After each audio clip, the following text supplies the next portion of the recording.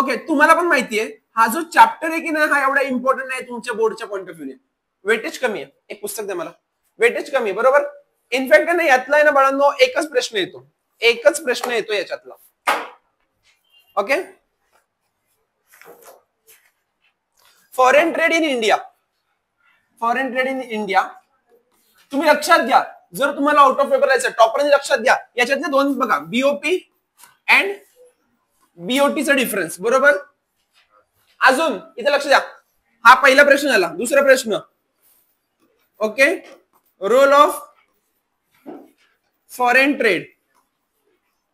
Okay, बस या chapter मध्ये बघा लक्षात घ्या, इकोच्या या चॅप्टर मधून हे दोनच प्रश्न करा आणि फार सोपे, फार म्हणजे फार सोपे, काही अवघड नाहीये.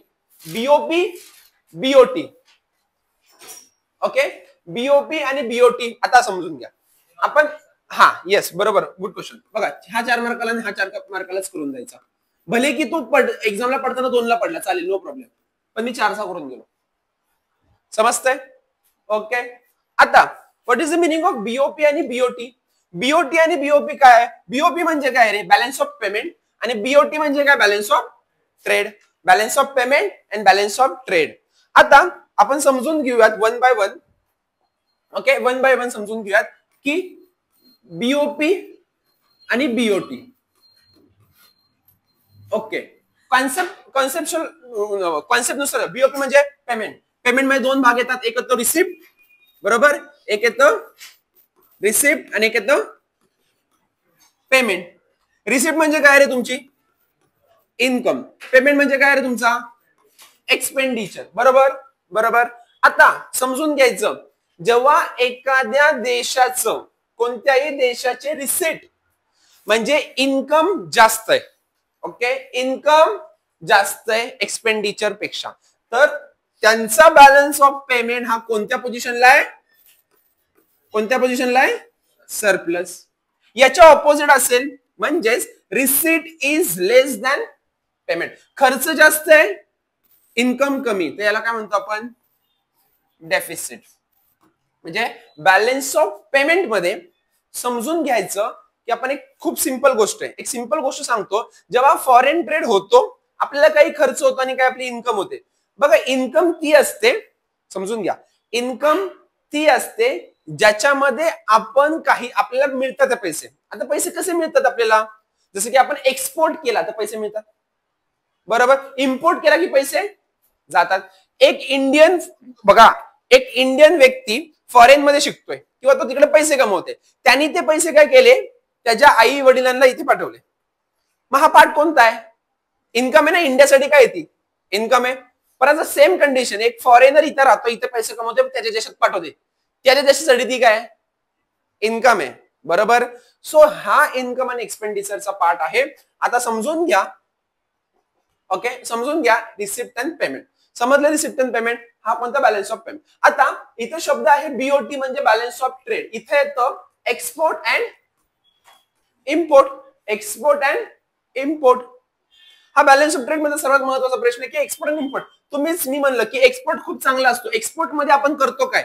हा जो माणूस आहे हा इंडियन आहे, ओके, या इंडियन माणसाने एक्सपोर्ट केला. एक्सपोर्ट केला म्हणजे बाहेरच्या देशामध्ये प्रोडक्ट विकला. समजून घ्या, बाहेरच्या देशामध्ये प्रोडक्ट विकला. जेव्हा तो बाहेरच्या देशात प्रोडक्ट विकतोय, या तिकडे, ओके, बाहेरच्या देशात प्रोडक्ट विकतोय, जेव्हा तो विकतो तर त्याला काय मिळतं रे? In the forms of payment मिळतंय. In the form of payment मिळतंय म्हणजे ती इन्कम आहे आणि ती त्याची इन्कम इंडिव्हिज्युअल नाही, ही आपल्या देशाची इन्कम आहे, बरोबर. ही आपल्या देशाची इन्कम आहे. सो एक्सपोर्ट जास्त केला की इन्कम जास्त होते. Export is greater than import which is non as a balance of trade in the form of surplus, बरोबर. बॅलन्स ऑफ ट्रेड कसा आहे? सरप्लस आहे. समजतंय? एक्सपोर्ट म्हणजे एक्सपोर्ट केल्यावर आपल्याला पैसे मिळतात, इम्पोर्ट केल्यावर आपल्याकडनं पैसे जातात. समजतंय? क्लिअर आहे? शॉर्ट मध्ये आपले रिव्हिजन लेक्चर चालू, लक्षात ठेवा. सो तुम्हाला कॉन्सेप्च्युअली मी सांगितलंय, प्रत्येक पॉईंट सांगत बसत नाही कारण तेवढा वेळही नाही आपला भरपूर गोष्टी संपवायच्यात. तर हे तुम्ही करा आणि हे मी तुम्ही म्हणाल की जास्तीत जास्त वाचून गेलं तरी चालेल, ओके, वाचून गेलात तरी चालेल. क्लिअर आहे का सगळ्यांना? फक्त रिडिंग करायचं. डन. येस. नेक्स्ट पेजवर येऊयात आपण. मी तुम्हाला म्हणलं सर 4 मार्काचा प्रश्न आहे, 8 मार्कला येणार आहे का सांगा मला. Role of foreign trade in India. Yes, role of foreign trade in India येणार आहे का 8 मार्काला? बिलकुल येणार नाहीये. रोल ऑफ फॉरेन ट्रेड विचारलाय तुम्हाला. बघा प्रश्न सोपा आहे आणि प्रश्न सोपा असल्यामुळे त्यातले कोणते 4 पॉईंट महत्वाचे आहेत तेच लिहायचे मी सांगतो. पहिला पॉईंट खूप महत्वाचा आहे. To earn foreign currency. सांगा रे तुम्ही मुलांना की फॉरेन करन्सी अर्न कशी करतो आपण? आता सांगितलं ना, to earn foreign exchange, to earn foreign currency. हा पण एक महत्वाचा पार्ट आहे. कसं करतो? आता म्हणलं एक्सपोर्ट केल्यानंतर आपले पैसे मिळतात, पेमेंट मिळतो. आता तुम्ही समजून घ्या इंडियात राहताय, इंडियामधून तुम्ही युएस ला एक्सपोर्ट केला. युएस तुम्हाला काय देते? डॉलर देतात. तुमच्याकडे काय आले? डॉलर्स आले. मग हे कशामुळे झालं? तर only for foreign trade. Foreign trade मुळे मी काय करतोय तर फॉरेन करन्सी अर्न करतोय, म्हणजेच कमवतोय. समजतंय? तसं तर मी घालवतोय पण ते इम्पोर्ट केल्यावर. समजतंय? क्लिअर आहे? तो पहिला पॉईंट आहे टू अर्न फॉरेन करन्सी. आणि नेक्स्ट आहे बघा, समजून घ्या, मी माझ्या मनाने हा पॉइंट सांगतो, इम्प्रूव्ह स्टँडर्ड ऑफ लिव्हिंग. हा माझा मनाचा पॉइंट आहे. स्टँडर्ड ऑफ लिव्हिंग समजून घ्या. Improve standard of living. नीट लक्ष द्या. आयफोनचं एक्झाम्पल देऊयात आपण. मला सांगा आयफोन कोणत्या कंपनीचा आहे, म्हणजे कोणत्या देशाचा आहे? USA, California. बरोबर.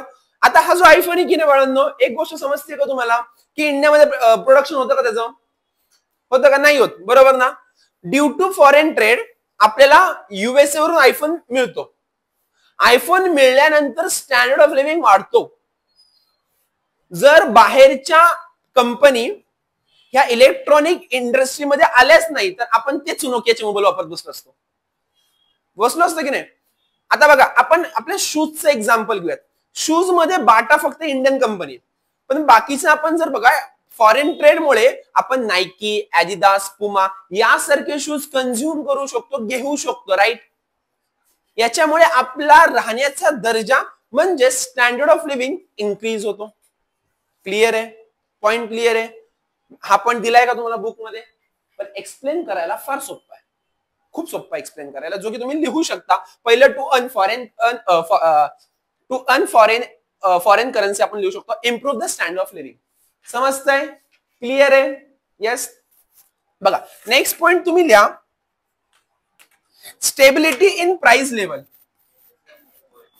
हा एकच म्हणजे हा असंच लिहा.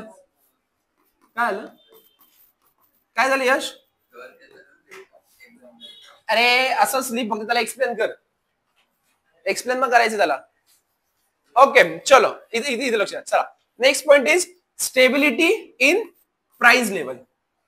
मला सांगा की तुम्हाला एक प्राइस कशावर डिपेंड आहे तुमचा? आपण 4th चॅप्टर शिकला, डिमांड अँड सप्लाय. बरोबर. डिमांड अँड सप्लायवर तुमची प्राइस डिपेंड आहे. ही असते तुमची प्राइस, हा असतो तुमचा इक्विलिब्रियम पॉइंट. बरोबर. हे येऊयात आपण पुढे येऊयात. फक्त थोडेसे पेशन्स ठेवा की आपल्याला सगळ्या गोष्टी करायच्यात. ओके. बघा प्राइस तुम्हाला बरोबर ठेवायची. आता काही एक्झाम्पल्स मी तुम्हाला देऊन सांगतो की प्राइस कशी स्टेबल राहते. समजा फॉरेन ट्रेड नाहीये, पार्ट काढून टाका. फॉरेन ट्रेड नाहीये. बरोबर. फॉरेन ट्रेड नाही तर चायना आपल्याला काय पाठवत नाहीये. बरोबर. आपण चायनाला काही देत नाही. आपल्या चायना जास्त इलेक्ट्रॉनिक गुड्स देते आपल्याला चायना. बरोबर. टेक्नॉलॉजी देते आपल्याला. फॉरेन ट्रेडच नाहीये तर आपल्याकडे इलेक्ट्रॉनिक गुड्सचा सप्लाय येणार आहे का? आपल्याकडे डिमांड भरपूर आहे, सप्लायच नाहीये. प्राइस काय होईल? वाढेल की नाही? प्राइस वाढेल. जेवढे आहेत गुड्स त्याची प्राइस वाढेल. मग ही प्राइस स्टेबल ठेवण्यासाठी चायना काय करते? सप्लाय करते. म्हणजेच इम्पोर्ट आणि एक्सपोर्ट करतोय आपण. इम्पोर्ट आणि एक्सपोर्टमुळे प्रत्येक गुड्सच्या म्हणजे प्रत्येक देशामध्ये गुड्सची प्राइस स्टेबल राहते आणि ती आपण स्टेबल ठेवू शकतो. जर मला माझ्या देशामध्ये एखादे गुड्स नाही मिळते ते मी काय करतोय? बाहेरून इम्पोर्ट करतोय. समजतंय?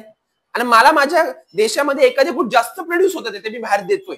जस्ट लाईक स्पायसेस आपण जगाला देतो कारण आपण इथे जास्त प्रोड्यूस करतो, बाहेर येत नाही. क्लिअर आहे आता? So next point stability in price level. आणि लास्ट पॉइंट लक्षात ठेवायचा आहे, ब्रिंग रेप्युटेशन बघा reputation and help earn to goodwill. महत्वाचं आहे. Bring reputation. Okay. And help to earn goodwill. Okay, reputation and help to earn goodwill समजून घ्या. Reputation, bring reputation and help to earn goodwill. मला आता मी तुम्हाला प्रश्न विचारतो, मला प्रश्नाची बरोबर उत्तर द्यायची. Okay, yes. सगळ्यात भारी मोबाईल तुम्हाला वाटतो तो सॅमसंग. काही जणांनी सांगितलं सॅमसंग. अजून आयफोन. तुमचा एक्झाम.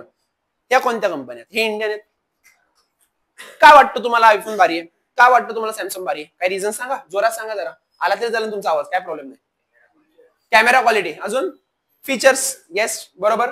आता मला सांगा ही त्याची काय आणि गुडविल हे कशामुळे झालं? फॉरेन ट्रेडमुळे त्या एखाद्या गुड्सची रेप्युटेशन वाढली. इंडियन माणसाला कळलं की सॅमसंगचा कॅमेरा क्वालिटी बेस्ट आहे, आयफोनचे फीचर्स खूप बेस्ट आहेत. हे कोणामुळे कळलं? हे फक्त मला समजलं एक्सपोर्ट आणि इम्पोर्टमुळे. समजतंय? येस. सर्वात भारी शूज तुम्हाला वाटतं? पुमा, नायकी, ऍडिडास. बरोबर. येस. हे काय कोणत्या ब्रँड्स आहेत? हे फॉरेन ब्रँड्स आहेत जे इंडियामध्ये येऊन त्यांची रेप्युटेशन इस्टॅब्लिश केली. बरोबर. जसं इंडियाचं एक्झाम्पल देऊ शकतो. जगाला जाऊन विचारा की स्पायसेस कोणते खाणार, ते मध्ये इंडियाचे. मसाले कोणते चांगले आहेत? बिर्याणी कुठे छान बनते?